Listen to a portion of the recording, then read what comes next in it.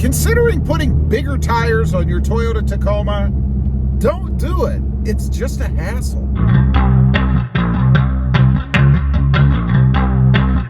Well, good afternoon, everybody, and welcome back to RobMotive. That's right, if you're considering putting bigger tires on your Toyota Tacoma, just don't do it. And I know you're gonna say, well, isn't that a little hypocritical? I mean, you've done it on every Tacoma recently that you've had.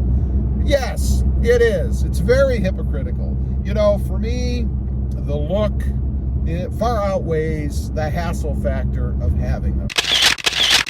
And there is a hassle factor. You know, first of all, you've got to lift the truck. If you're going with something bigger, you've got to get the truck up in the air because you have to accommodate the taller tire, the bigger tire.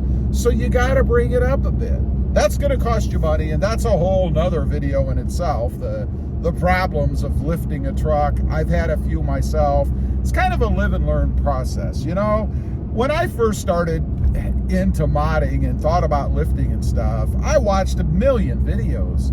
But I'll tell you, nobody ever tells you the truth.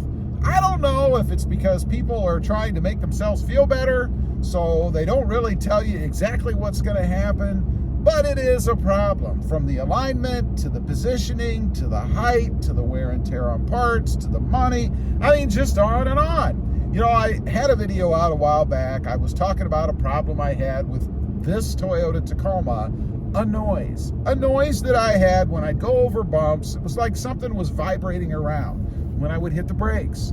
It's because when they did the new shocks I put on the front, they actually took the brake caliper off, or at least loosened it, and they didn't tighten it down. So it was rattling around down there. I mean, how safe is that? Eventually, the screw probably would have backed all the way out, and then what happens? That caliper, which is a big hunk of metal, comes loose and slams in and breaks stuff. I don't know. Would have been a nightmare.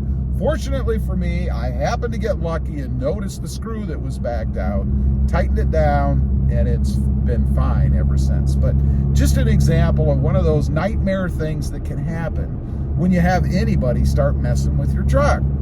So back to the tires. You've got to lift it. Next up is the offset and the room that you're going to have underneath there.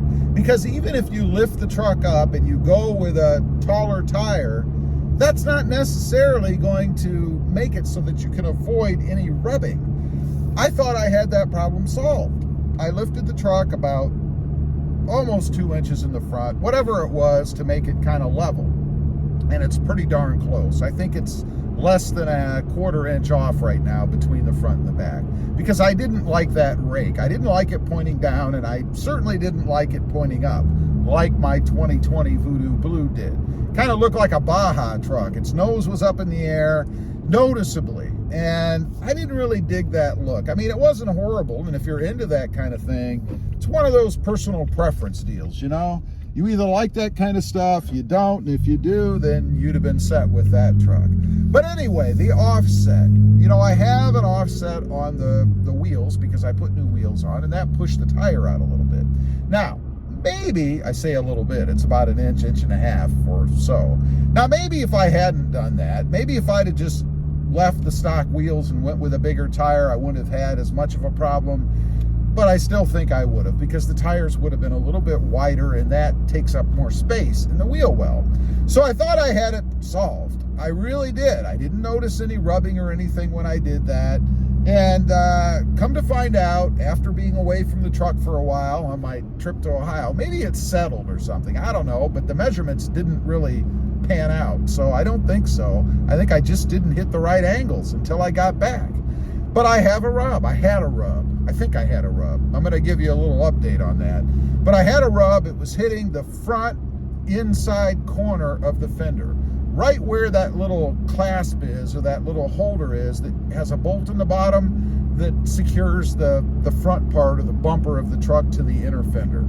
So I did a video on this. I heated it up because it was really just hitting on the inner fender itself, where there's a little bit of a ridge that bows into the space, if you will. So I took a heating gun, heated it up, kind of manipulated the rubber, the plastic, if you will, pushed it out a little bit. Seems to have fixed the problem. I have not noticed, and boy have I been paying attention. I have not noticed any issues with it since I did that. And I take a pretty severe turn going in and out of my driveway over it's not really a dip, it just goes up. My driveway goes way up. So when I come down and turn the wheel, everything articulates in there, and that's when I was hitting. Haven't noticed it. I think, fingers crossed, I've solved the problem. Because honestly, I don't have a lot of room left.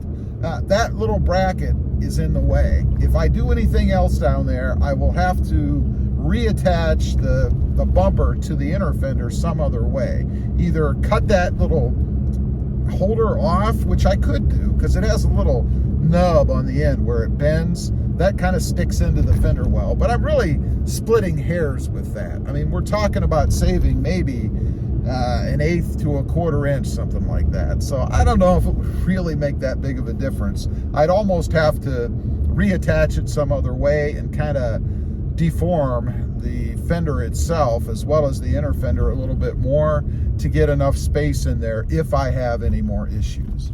Again, none right now, fingers crossed it doesn't rear its ugly head again. The cost, that's another thing. You're going to spend money to lift it. That can be anywhere from about $600 for a cheapo block and spacer to you name it. Depends on what you want to do. And two, when you get into height, you really need to do something with other parts down there. So you're going to start having to mess with things like that.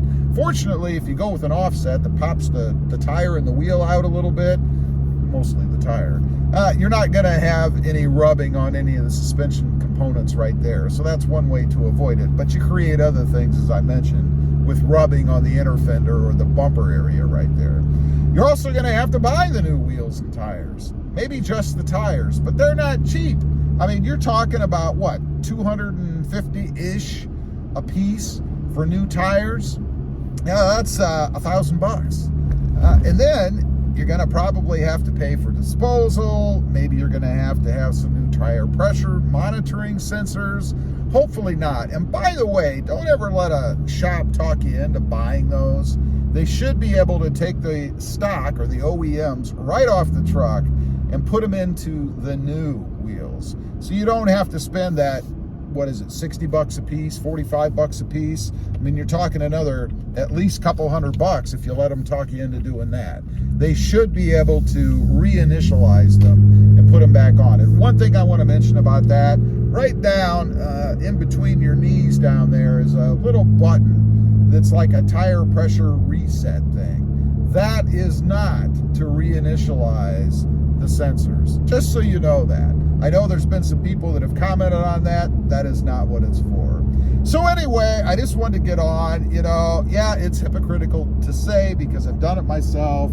I do it because I think the Toyota Tacoma looks so awesome with a lift and bigger wheels, or bigger tires rather. But just be advised, I guess. Know going in that it's going to cost you a pretty penny, and you're probably going to have some issues to deal with after the fact, either in rubbing, maybe ride quality. That's something I didn't mention. When you change the suspension and go with different tires, depending on how firm or hard they are, probably going to diminish the ride quality. I've been pretty lucky with the Falcon Wild Peaks I have on here and only a shock change.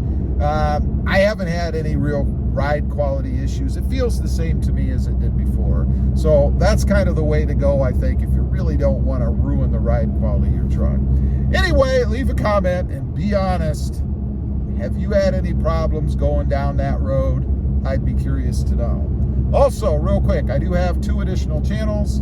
RobMotive Rides, all about my new, to me, Mercedes-Benz C300. Lots of mods and things coming for that. And RobMotive JT, all about the Jeep Gladiator. Check them out, and if you're interested, why not subscribe? Thanks for watching. Stay safe out there. Bye.